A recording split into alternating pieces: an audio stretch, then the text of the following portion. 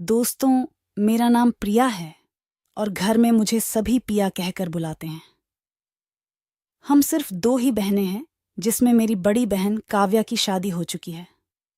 मैं दिखने में ठीक ठाक हूं, इसीलिए जीजू का दिल मुझ पर आ गया। दिखने में तो मेरी दीदी भी कम नहीं है, लेकिन वह कहते हैं ना कि घर की मुर्गी तो दाल बराबर होती है। मैं 21 साल की हो चुकी थी, लेकिन मेरी हाइट ज्यादा नहीं बढ़ी थी, बस 5 फीट से थोड़ी सी ही ज्यादा थी। लेकिन मेरी बॉडी ठीक थी। हम यानी कि मेरे पापा मम्मी और मैं गांव में रहते थे तथा दीदी शहर में रहती थी, क्योंकि जीजू शेयर मार्केट और ट्रेडिंग ऐसा ही कुछ करते थे। मैं तो इसके बारे में ज्यादा नहीं जानती थी, मगर वह खूब पैसे कमाते थे। मैं जीजू के साथ फोन पर भी खूब बातें किया करती थी और वह सब कुछ बताते जो वह मेरी दीदी के साथ किया करते थे। मुझे भी उनके साथ यह बातें करके बहुत अच्छा लगता था। कभी कभार तो वह वीडियो कॉल पर मुझसे जिद करने लगते थे कि तुम्हारी भी दिखाओ ना पिया कैसी है, इसीलिए मैं उनसे वीडियो कॉल पर बात नहीं किया करती थी, क्योंकि मुझे थोड़ी हिचकिचाहट होती थी।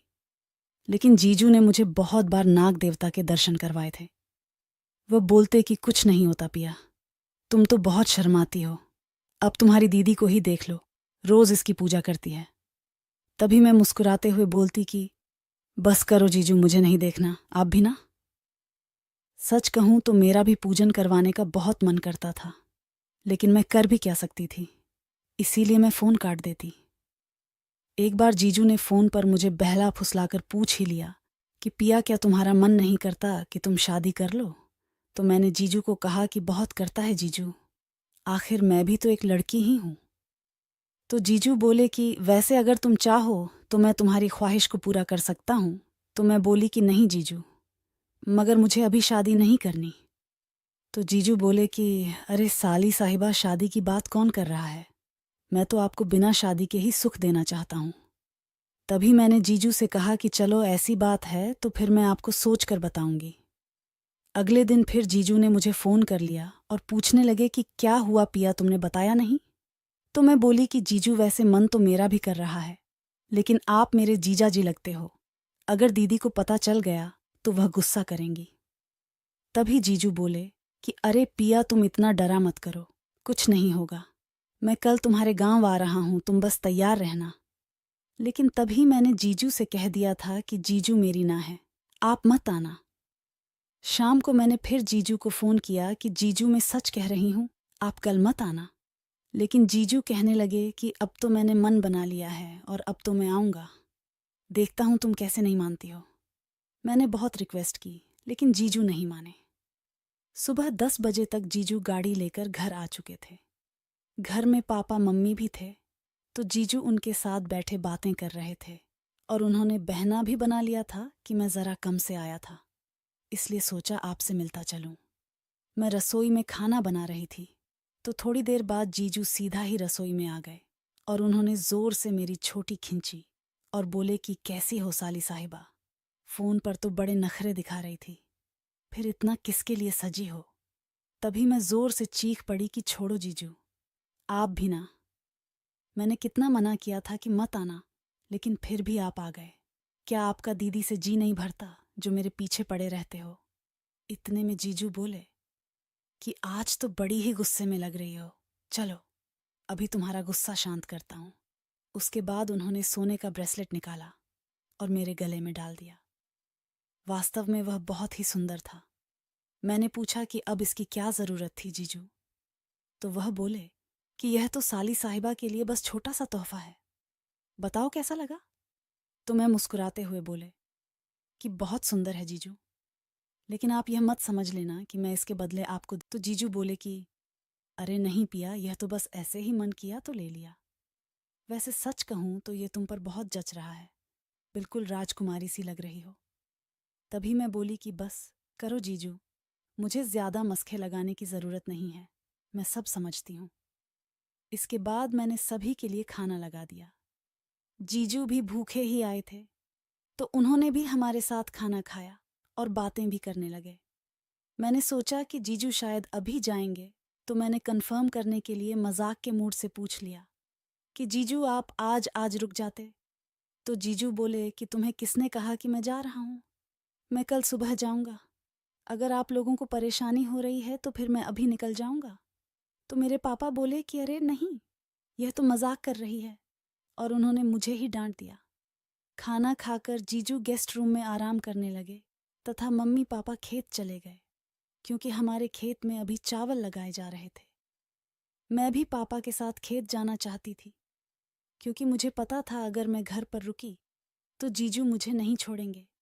इसलिए मैंने पापा से रिक्वेस्ट की, लेकिन पापा ही नहीं माने। वह बोले कि अगर तुम भी चलोगी तो फिर दामाद जी घर में अकेले थोड़ी रहेंगे, इसीलिए तुम घर पर ही रुको।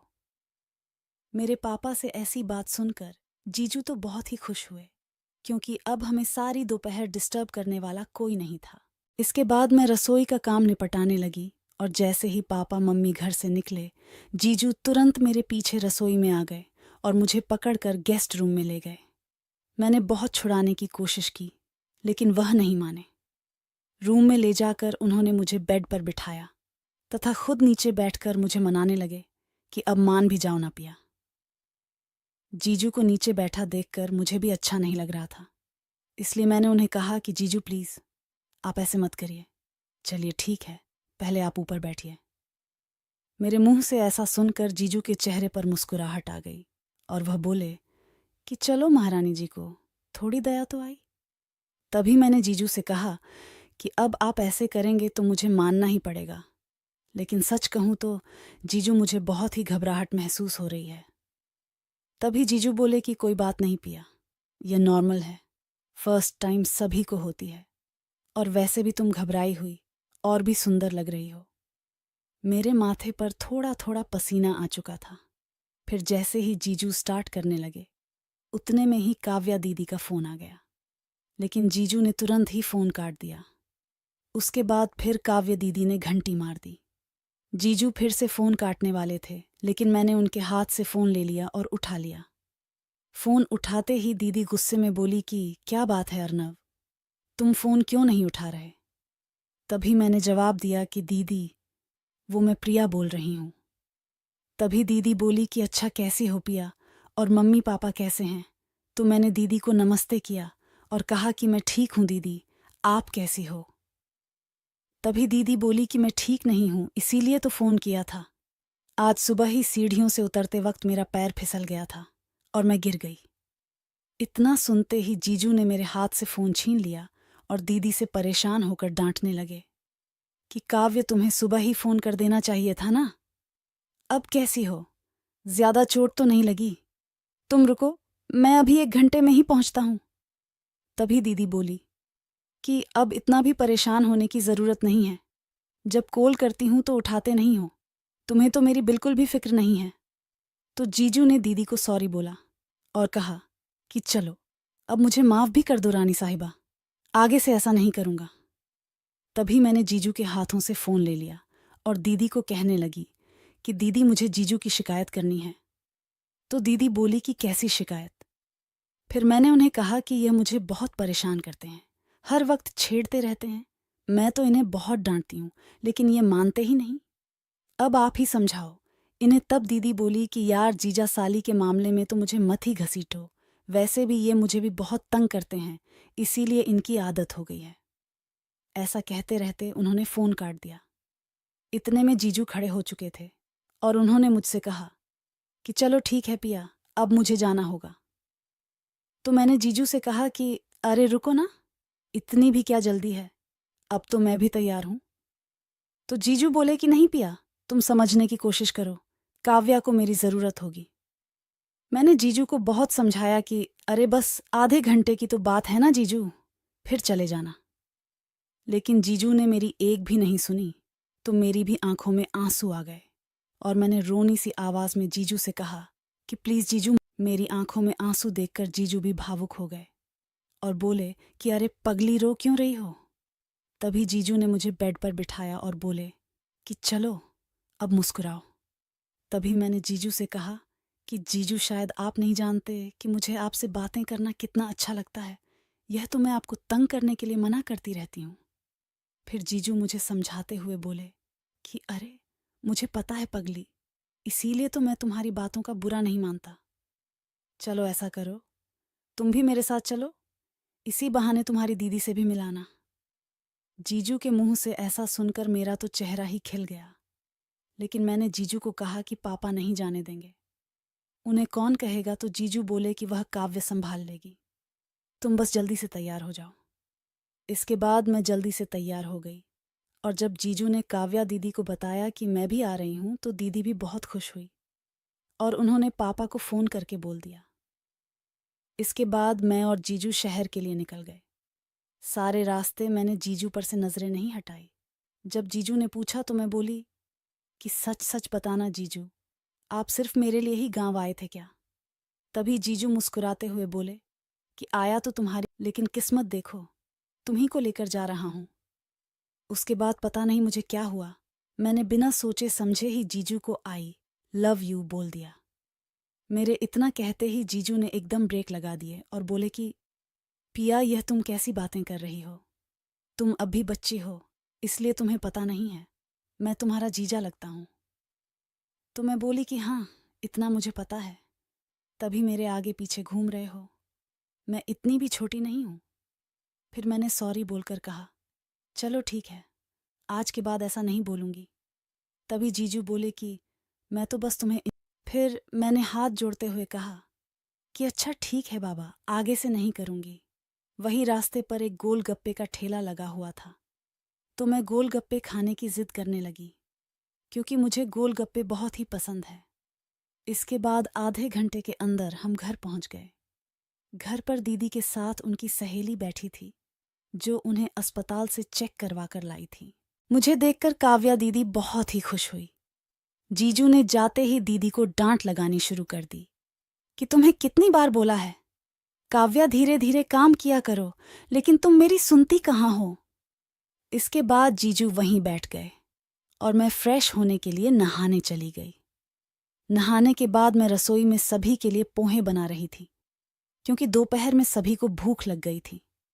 तभी रसोई में जीजू भी आ गए और वह बहुत ही खुश लग रहे थे। जब मैंने उनसे खुशी का कारण पूछा तो वो बोले कि पिया, तुम जितनी अच्छी बाहर से हो, उससे लाख गुना अच्छी अंदर से हो। तभी मैंने कहा कि जीजू, वो तो मैं पहले से ही हूं। तो जीजू बोले कि लेकिन मैंने तो आज ही देखा है तुम्हें बुरी नज़र से बचाने वाले तिल, और जब तुम तब जाकर मैं समझी कि आज तो जीजू में लाइव दर्शन ही किए हैं, क्योंकि बाथरूम में एक खिड़की भी थी। तभी मैंने आंखें चढ़ाते हुए कहा कि जीजू दीदी सच ही बोलती है कि आप बड़े बदमाश हो, कभी नहीं सुधरोगे। तभी जीजू मेरी तारीफ करते हुए बोले कि आप जैसी साली साहिबा साथ हो तो मैं सुधर कर क्या करूंगा। फिर मैंने जीजू को कहा कि चलिए अब जल्दी से दीदी के रूम में चलिए, नाश्ता कर लेते हैं। तो जीजू बोले कि नाश्ता वास्ता छोड़ो, बाद में कर लेंगे, पहले तुम मेरे साथ चलो। जब से तुम्हें ऐसे देखा है, मुझसे तो एक पल भी नहीं रुका जा रहा। फिर जीजू ने मेरे हाथ से नाश्ते की थाली छुड़ाई और मुझे ले जाने लगे। तो मैंने जीजू को रोका कि अरे जीजू, छोड़िए ना, आप तो बहुत जिद करते हैं। आपको नहीं पता कि घर में दीदी भी है और वह जाग रही है। इतनी भी क्या जल्दी है, शाम को कर लेंगे ना। अगर दीदी को पता चल गया तो गड़बड़ हो जाएगी। जीजू बोले कि कुछ पता नहीं चलेगा, बस तुम चलो। तुम्ही ने तो कहा था कि सिर्फ आधे घंटे की ही बात है। लेकिन तभी दीदी ने आवाज मार ही दी कि दोनों रसोई में ही लड़ते रहोगे या नाश्ता भी लेकर आओगे, मुझे भूख लग रही है। तब जाकर जीजू माने कि चलो, अब जज साहब का आर्डर आ गया है तो फिर शाम को ही करेंगे। और हम नाश्ता लेकर दीदी के रूम में आ गए। आते ही दीदी ने कहा कि अर्नव, इतना क्यों परेशान करते हो बेचारी को। दीदी के इतना बोलते ही मैं भी मुंह बनाते हुए कहने लगी कि दीदी, यह मेरी बिल्कुल भी बात नहीं सुनते, हर वक्त मुझे छेड़ते रहते हैं, अब आप ही समझाओ इन्हें। तभी जीजू दीदी का हाथ पकड़ते हुए बोले कि अच्छा बाबा, आज से सारी मजाक मस्ती बंद। ठीक, अब चलो जल्दी से नाश्ता कर लो, वरना ये ठंडा हो जाएगा। नाश्ता करने के बाद जीजू नहाने चले गए तथा मैं और दीदी उनकी शादी का एल्बम देखते देखते सो गए। शाम को मैंने फर्श पर पोछा लगा दिया तथा थोड़ा बहुत काम करके दीदी को आंगन में टहलाने लगी। तभी जीजू बोले कि पिया, मैं बाजार जा रहा हूं, अगर तुम्हें कुछ घर का सामान मंगाना है तो बता दो। तभी मैं जीजू से मजाक करते हुए बोली कि घर का सामान तो पूरा है, लेकिन आते वक्त मेरे लिए गुलाब जामुन ज़रूर लेकर आना, मुझे बहुत पसंद है। ऐसे पैसे बचाने से कुछ नहीं होगा। तभी जीजू बोले कि अच्छा ठीक है, ऐसा करो, आज तुम खाना भी मत बनाना, मैं बाहर से ही ले आऊँगा। इतना सुनकर तो मैं और भी खुश हो गई थी। जीजू के मुंह से ऐसा सुनकर दीदी बोली कि मेरे लिए तो कभी भी बाहर से खाना नहीं लेकर आए, अब साली आई है तो उनकी इतनी सेवा हो रही है। तभी जीजू बोले कि अब मुझे आज्ञा दो रानी साहिबा, वरना यही रात हो जाएगी। जीजू के बाजार जाने के बाद हम टाइम पास करने के लिए टीवी देखने लगे। फिर रात के 8 बजे के करीब जीजू वापस आ गए थे, तो आते वक्त मिठाइयाँ तथा खाना भी ले आए। इसके बाद हमने साथ बैठकर खाना खाया तथा जीजू ने हमें बहुत हंसाया। खाना खाने के बाद जीजू दीदी को रूम में ले गए तथा उन्हें दवाइयाँ दे दी और उनका सर दबाने लगे। जीजू के साथ बात करते करते दीदी को कब नींद आ गई पता ही नहीं चला, क्योंकि साथ में दवाइयों का असर भी था। दीदी को सुलाने के बाद जीजू मेरे कमरे में आए। मैं बैठी हुई जीजू का ही इंतज़ार कर रही थी। उन्हें देखकर मैं बोली कि 10 मिनट और ना आते तो मैं भी तुम्हें सोई हुई मिलती। तो जीजू बोले कि कोई बात नहीं, तुम्हें तो मैं वैसे भी जगा ही लेता। फिर वह बोले कि तुम 2 मिनट रुको, मैं तुम्हारे लिए कुछ और भी लेकर आया हूँ। ऐसा बोलकर वह रसोई में चले गए और फ्रिज में से एक बियर की बोतल लेकर आए। तो जब मैंने जीजू से पूछा कि यह क्या है, तो वह बोले कि कुछ नहीं, बस स्वास्थ्य के लिए ठंडी होती है और थोड़ी सी पी लोगी तो तुम्हें घबराहट भी महसूस नहीं होगी। तभी मैंने जीजू को मना कर दिया कि नहीं जीजू, यह सब मैं नहीं पीऊंगी। अगर आपको नहीं लेनी तो मत लो, मैंने आज तक नहीं पी, और पापा भी कहते हैं कि शराब तो सेहत के लिए अच्छी नहीं होती। तभी जीजू बोले कि अरे पगली, तुम कौन से ज़माने में जी रही हो, यह तो बस नॉर्मल बियर है, इससे कुछ नहीं होता। और तुमने तो देखा ही होगा कि आजकल की लड़कियां भी पीती हैं। इसके बाद जीजू ने मुझे पिला ही दी। वैसे मेरी फर्स्ट टाइम थी तो थोड़ी अजीब सी लगी थी, लेकिन उसे पीने के बाद सारी घबराहट मानो उड़ गई हो। इसके बाद जीजू ने पूजा स्टार्ट कर दी। जीजू बोल रहे थे कि हवन कुंड का साइज तो बहुत छोटा है पिया। तभी मैंने जीजू से कहा कि जीजू, यह तो और भी अच्छा है ना, पुजारियों को छोटा हवन कुंड ही पसंद आता है। इसके बाद जीजू ने आधे घंटे तक पूजा की और उसके बाद थक गए। जीजू ने गंगाजल मेरे ऊपर ही छिड़क दिया था, इसलिए मुझे नहाना पड़ा। मैंने जीजू को बोला भी कि कम से कम इसे तो ऊपर न छिड़कते, तो जीजू बोले कि क्या करूं, पिया गिर गया। इसके बाद जीजू अपने कमरे में चले गए तथा मैं नहाकर सो गई। रात को तो मुझे इतना पता नहीं चला, लेकिन सुबह मुझे पता चला, क्योंकि मुझे मीठा मीठा दर्द हो रहा था। इसके बाद मेरा और जीजू का रोज का काम हो गया था। हमें पूजा किए बिना नींद ही नहीं आती थी। उधर दीदी भी बीमार थी, तो जीजू भी मेरे ऊपर डिपेंड हो गए थे।